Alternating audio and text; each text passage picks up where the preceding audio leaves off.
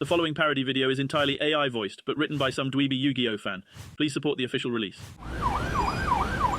You ever think you have too much money? That's a stupid question. You bought an entire restaurant chain because a 9-to-5er doubted you could. It's called a flex. Have we met? You couldn't use that money to improve Kaiba Land? Or your holograms? Again, flexing. My other projects aren't starving. Mokuba Has the money to do anything he wants. Still. And right up here is where You argue. Wow. Bit more heated than I'd expect. Yeah, kinda. Not how I pictured you guys hanging out. Opinions kinda have to duel on a tier list format like this. They're, warming up. I'm ready to back up my claims. Growing up in Satellite requires you have a tough skin. Damn. Satellite? Yeah. Lonely up there? Nah. I had good friends. How do you all live up there? Why do you keep saying up there? Satellite, space. Oh, that's not what's going on. It's a place called Satellite. That's confusing. Well, it made sense to someone. Hey, Yugi, Kaiba, we doing this? Oh, right. Sorry about that. We start when we're ready. Are we ready? Yes, so let's get to it. We're starting with Hero Strike. This deck has a lot of cool cards. I didn't use a few of them.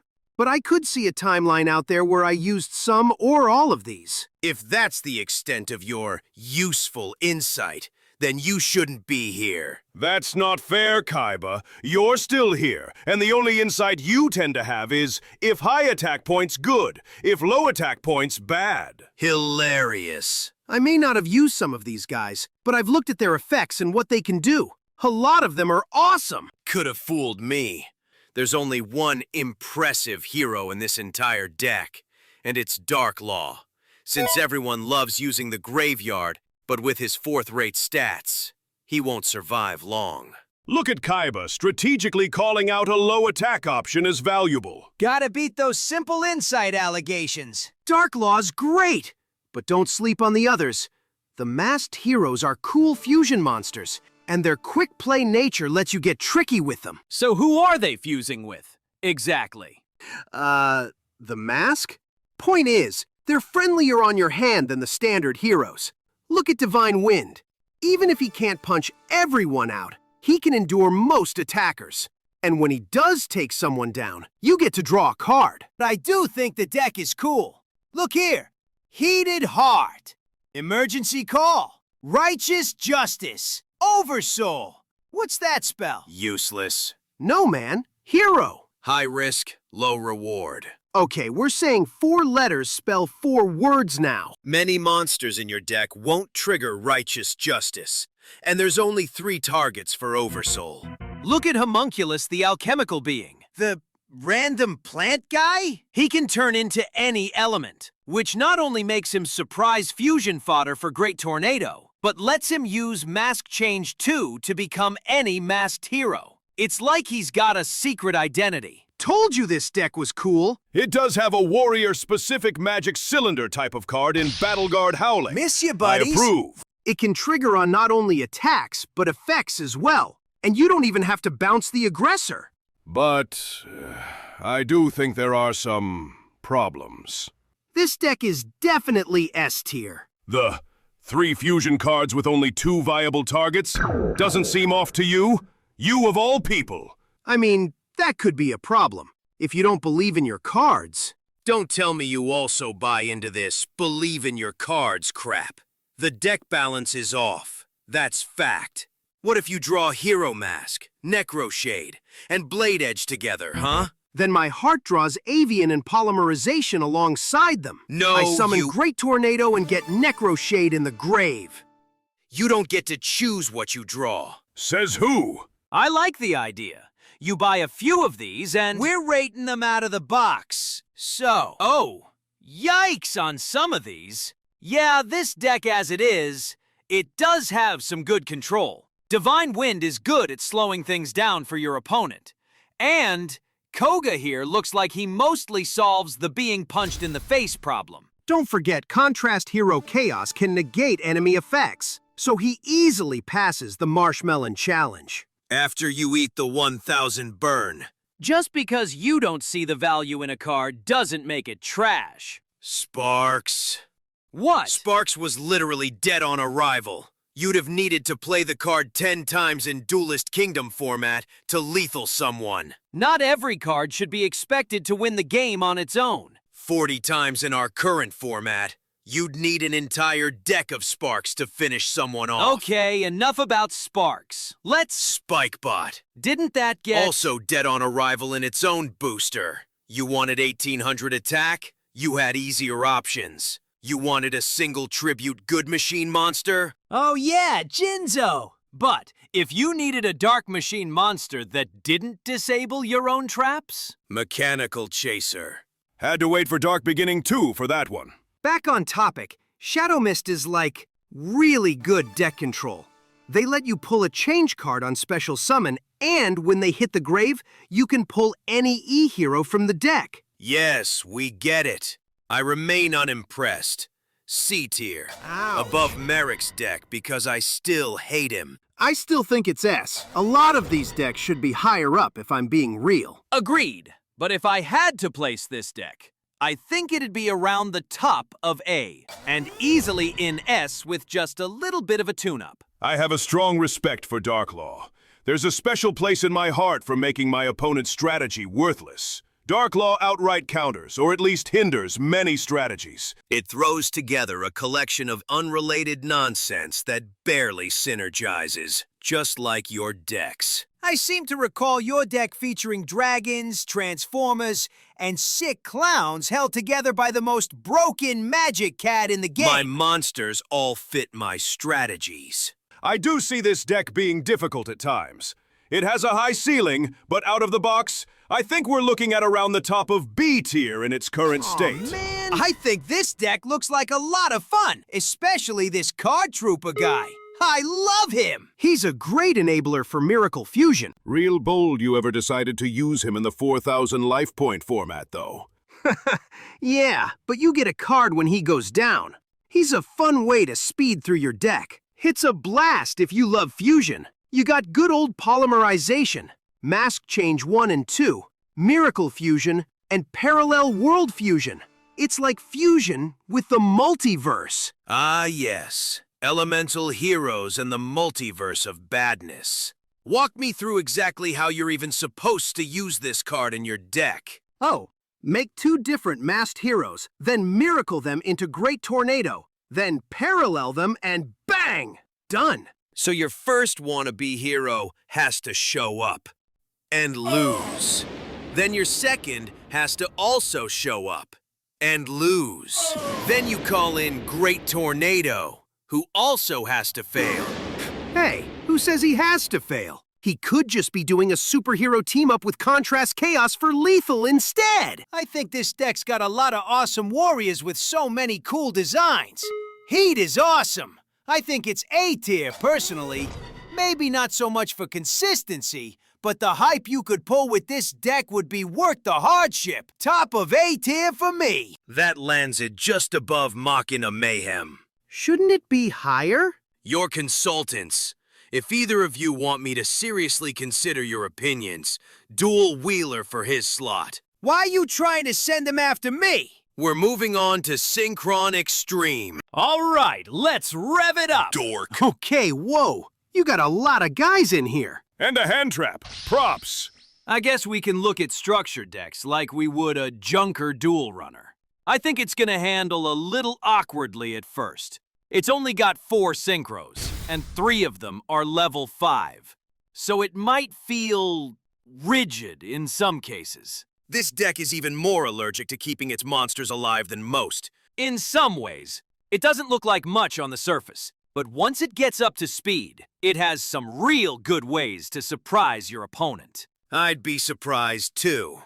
I wouldn't expect anyone to seriously challenge me with a 100 attack monster just to summon out another weakling. That weakling can make all the difference. And who knows? He might just be attacking to open up for another ally. I will say it's extremely aggressive with the amount of tuners. What's that? 11! One of the synchros is also a tuner. 12! Alligator Sword would actually apply pressure to this deck. It doesn't even pass the Joey Wheeler challenge. When has that ever been a thing? Most decks aren't that weak, so we've never had to address it. Look, it'll be so easy to make synchros. This deck is easy S-tier material. I need to seriously reevaluate who is teaching what back at Duel Academy. I got taught pretty well. You don't need to fire anyone. Here, look. So many monsters jump out of the graveyard to help form one of the big monsters. Level Eater. So good it was banned. Look at how he teams up with Quick Draw Synchron. Quick Draw pitches it into the grave. It pops back out, eats Quick Draw's level, and pow! A level 5. Synchron Carrier just lets you summon a Synchron with it for free. And Plague Spreader Zombie rises from the grave on his own. I don't know how anyone could look at this deck and say it's less than S. I do see a very entertaining, reusable trap. It's fun to repeatedly tell your opponents they can't attack you. It's just making you giddy, because that's exactly what Duelist Kingdom Multiply did. This is actually balanced. Unfortunately, it has a hidden effect that after you use it, your opponent always draws the out for it the next turn. I don't see it on the card. Trust me, I've used it a lot. The text is on there somewhere. Luck issue. Well, I'll call it like I see it. It's a good start, but it'll need some love. Stardust Warrior is great for stopping key summons, but you need to know how your opponent's deck works and what to stop. And Junk Warrior, he can wipe someone out in one punch in this deck if they're not careful.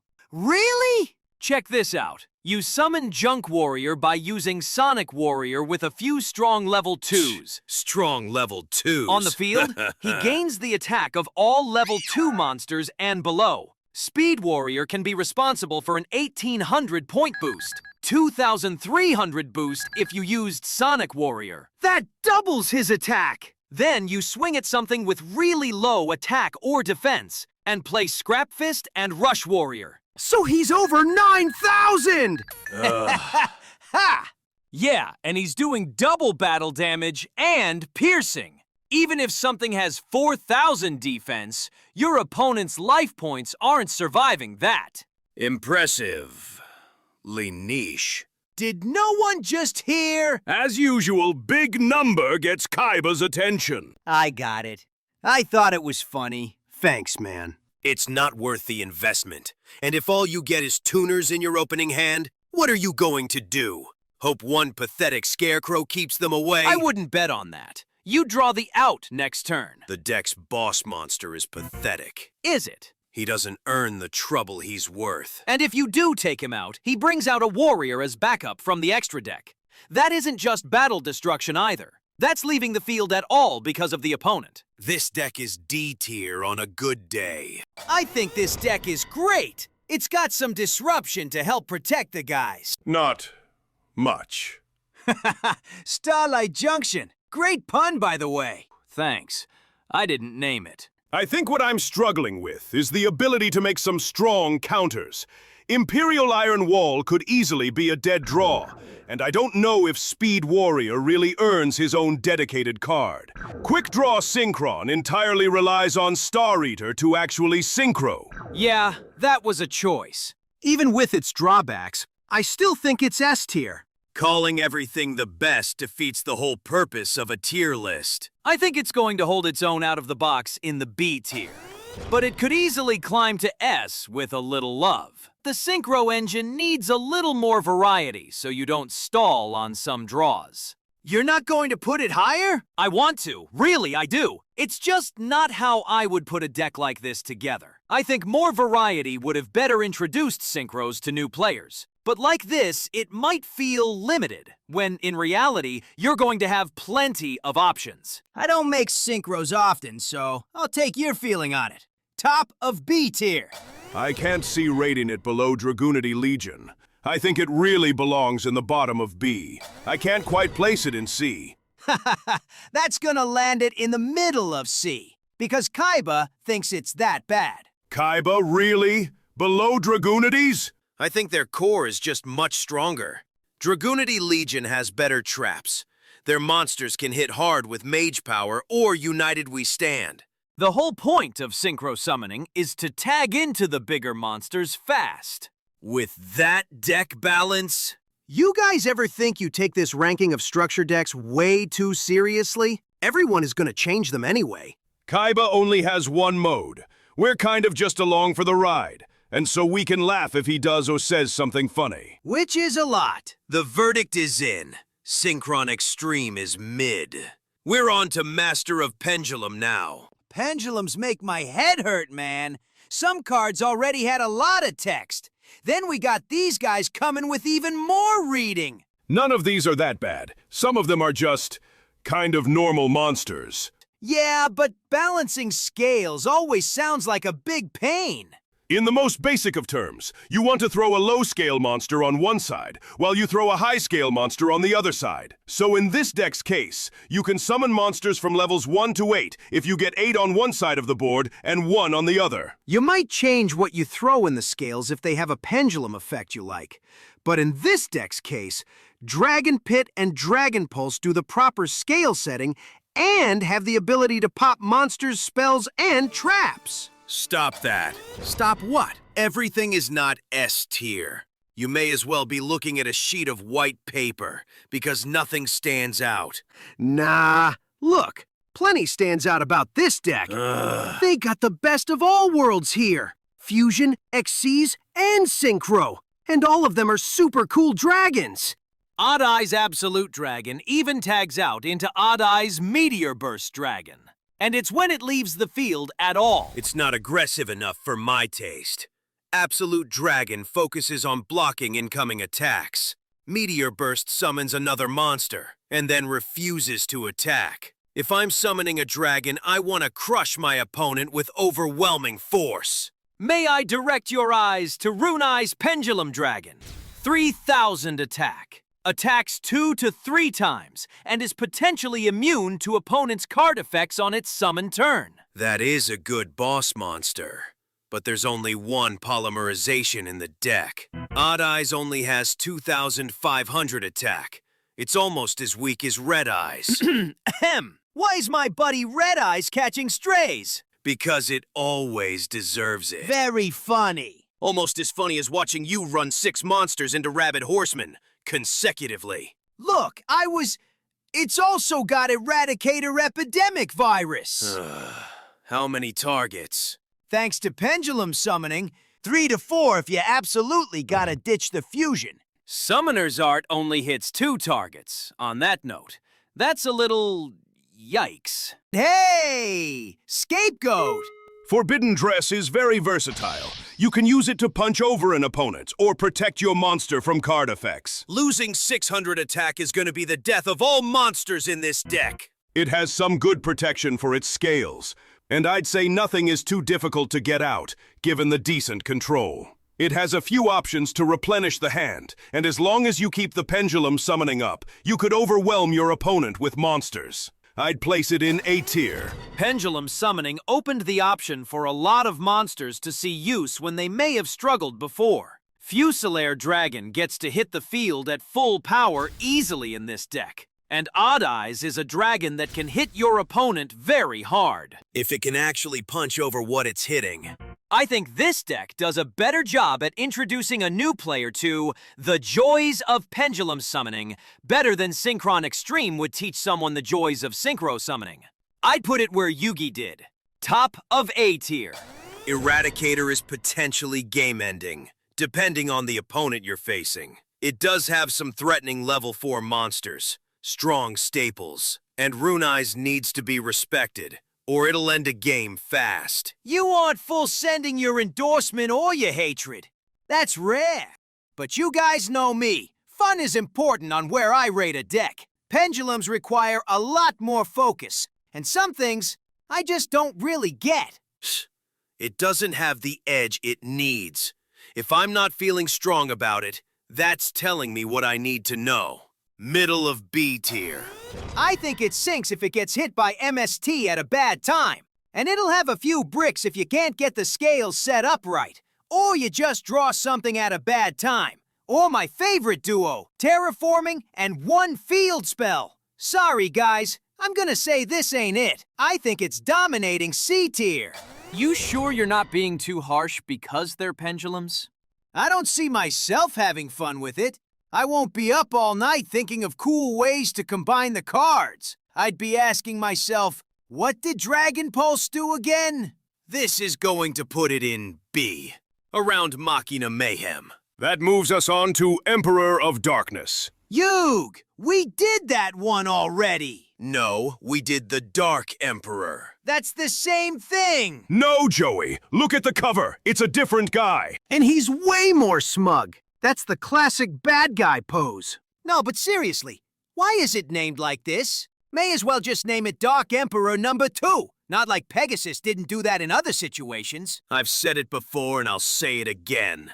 Pegasus is a hack, and he's running out of ideas. What did you think of Blue Eye's Ultimate Spirit Dragon again? I think we're several videos away from my opinions on that. Set reminder for when we talk about Blue Eye's White Destiny. This deck really got hit hard by bans. Level Eater, Dandelion, and Soul Charge. Ah, hey, Dandelion. Why does that look familiar? Oh, I designed him for your contest. You sent him into space. Weren't winners handpicked by you? Kaiba? Psst! Hey! Earth to Kaiba! What kind of phase was I going through? One with good taste. I couldn't even clock that as a phase. Just another Seto Kaiba moment.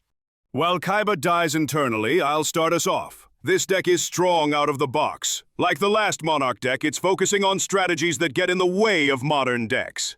Domain of the True Monarchs shuts down extra deck summoning if you have a tribute summoned monster, and that is going to do a lot of damage because so many decks actually love the extra deck. Yeah, Synchron Extreme would have trouble getting started if that got put into play. It also has Rainbow Karibo, which is a fun hand trap. It can leap out of your hand to equip itself to a monster, and even revive itself when you're at risk of a direct attack. Of course, you're going to be reviving it to use as tribute fodder more often than not, but it could potentially save your life points.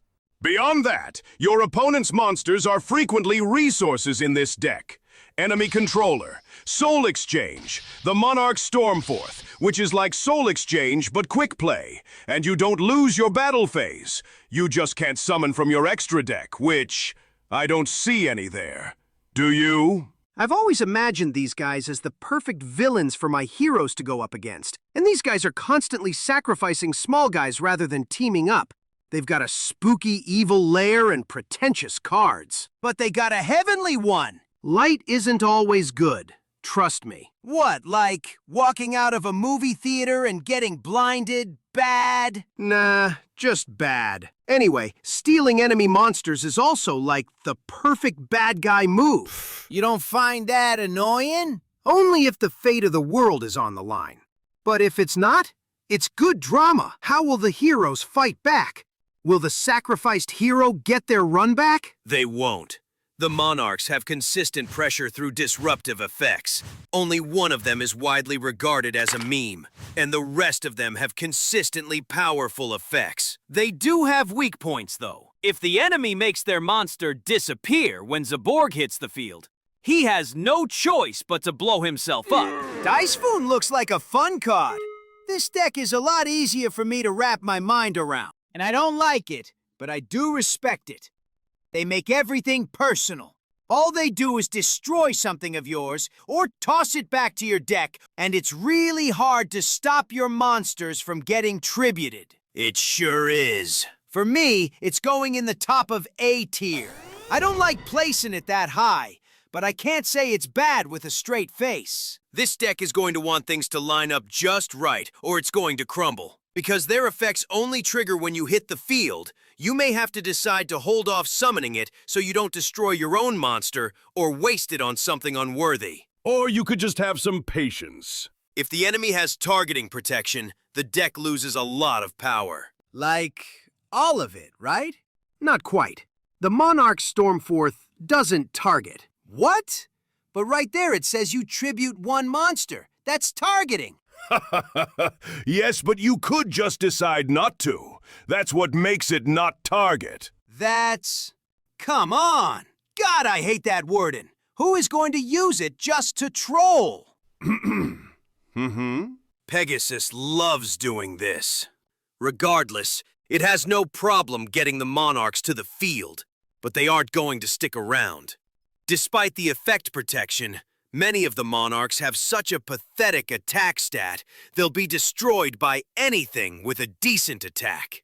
I think the deck is still in S tier. Me too! But I think Emperor of Darkness only just barely edges out Dark Emperor. I don't think I can argue it being at the top of S, but I do think it deserves second place. Well, sure, it doesn't have strong attack level force to support it. The effects of the monarchs are so impactful, and the deck has consistent ways to recycle their effects. I just see too many hands that end with no strong summon. And most of the spells and traps don't do anything unless you get that tribute summon. They don't need them. This deck is going to dominate. Second place in S tier, that's where I'm locking in. I can't deny that it is going to repeatedly mess with anything you put on the board. And potentially locking down the extra deck could just end the game for some decks. That part still feels like a weakness to me. Extra deck monsters became popular for a reason. Preach! If Domain gets answered, I don't see this deck being nearly as scary. I'd put it in S, personally, but I think it'd be at the bottom of S tier. Which causes it to fall right next to Emperor of Darkness. You mean Dark Emperor? Yeah, I do! 'Cause they're like named the same. It's okay. I've mixed them up too. I have bad news, Joey. What? We're doing Rise of the True Dragons next. But that was... I mean, at least they were Dragon Lords before. Now they're true dragons. Is that an upgrade? The deck is an upgrade over the previous attempt. Oh, I meant like, are true dragons stronger than Dragon Lords? Lore-wise. Who cares? It's got just as many tribute monsters as before. Remember when Kaiba wanted to put the original in B tier? Wow, that's harsh. Harsh? What? No, that's generous. Way too generous. No way. Rise of the Dragon Lords is S tier, man. According to Kaiba, it was too complex for us. Okay, well, this one has got some real cool tricks, too. OG Felgrand functions much better in this deck because of his new friends. They can just equip him, and that alone meets the revival requirements. Pretty sweet, huh? Let's focus on the real talking points, dweebs. Felgrin's upgrade. He's divine now. And far meaner. As long as you raise him from the grave, he gets to banish an opponent's monster, no questions asked, from their field or grave, and he gets to take their strength for his own. And if he destroys a monster, which, let's be honest, he will, he'll summon another powerful dragon from the grave. A lot of options. Strong options, too. Darkness Metal is back. And Blue Eyes Ice Dragon, with built-in protection and attack redirection. White Knight. Not a fun memory. Did it crush you? Nah, it's just tied to that whole bad memory with light thing. This deck is superb at throwing dragons in the grave to summon later. Hey, Red Eyes Wyvern is in here too. And it's actually useful to the deck's core strategy. Did you just compliment Red Eyes? This isn't the first time. Now that it's stopped trying to be a boss monster and worked to the benefit of superior dragons. Okay, hold on. Why is Red Eyes considered a true dragon, when Blue Eyes isn't? What? Shut up! It's another Pegasus troll plot. Wow. And it totally worked. You're really upset about it. The deck definitely isn't D-tier material like the first. It's much better at summoning monsters to the field than the previous deck, but it mostly hopes your opponent does nothing to stop you. The dragons will be good at hitting the field, but I don't think their effects rival the monarchs. Also, Armed Protector Dragon does very little for this deck. Bottom of A tier. Yeah, I'm not defending that one. Wow. Really? Put it in S. Yeah. Not much to preserve your own monsters. Return of the Dragon Lords is the lone hero for preventing destruction. Decoy Dragon could be a stall card. It's asking to be stolen and tributed, or used as fodder for extra deck monsters. Isn't that how you look at all of your opponent's monsters? Touché. This armed dragon looks nothing like Chaz's. Yeah, I've never heard Chaz talk about that card. Maybe the pathetic attack stat is the reason. Maybe. I think it's just a protector dragon. That's armed, not an armed dragon. There's also no equips in the deck. No, there kind of are. The knights equip high-level dragons. So, this dragon stops the equipped dragons from going into the grave, where they want to go. We still want to call it S tier? Yeah, 'cause it's cool. That's not what we're grading on. I know, but just look at all the stuff you can do with it. Between the Lightsworn, Card Trooper, the Felgrand Knights, and Dragon Ravine, you have so many ways to get cards into the grave and get them out of it. It'll get real monsters to the field. It's top of S tier, easily. No way! I don't know about that. It may not be Brick City, but it still could be Bricksville. And it's doing that stupid one field spell, one terraforming again. No deck is hitting top of S tier if it's running that setup. I don't think it reaches top of S tier level. Top of S tier! I think it's middle of A. Doing what Zombie Madness did, but better. Yug, stop having a Kaiba moment and come back down to earth, please. Sorry. Anyway, I'm feeling middle of A for it. Some of the cards in this deck that got introduced were amazing for dragon decks. It just is a little lacking in the neat tricks department. Begrudgingly, it's going into the top of A. And we're done for today. Wow, this was a lot of fun! We're done here. You two can get out. Thanks for having me. See you around, Yugi. Later. How did you not get angry at him? Oh, yeah, there's this trick I learned. I can't believe people want more duelists to make appearances here. That was exhausting. You're not everyone's favorite duelist. And you know, variety is the spice of life and all that. I could care less if I win popularity contests. If people want to win, they'll follow my advice and example. Buy Rise of the True Dragons and start winning today. No one is laughing. I am. Okay, we're back! Nah, he didn't bother me. No, he was completely insufferable. Why did you put up with all that? 'Cause it was their show. I was just a guest. Besides, I knew what I was getting into. If anything, this gave me everything I needed to know so we can start our own super cool tier list series. How are you going to keep a tier list entertaining if you're going to rate everything S? I'm not. With decks, it's hard not to see all the hard work and passion their constructors put into making them. Besides, some of those decks are people's favorite decks, and I'd feel bad trashing them. I still have a hard time picturing you even saying something was mid. That's why I'll be asking some pals to come on. Oh, and we can do live booster openings on the show. How do you plan to afford that?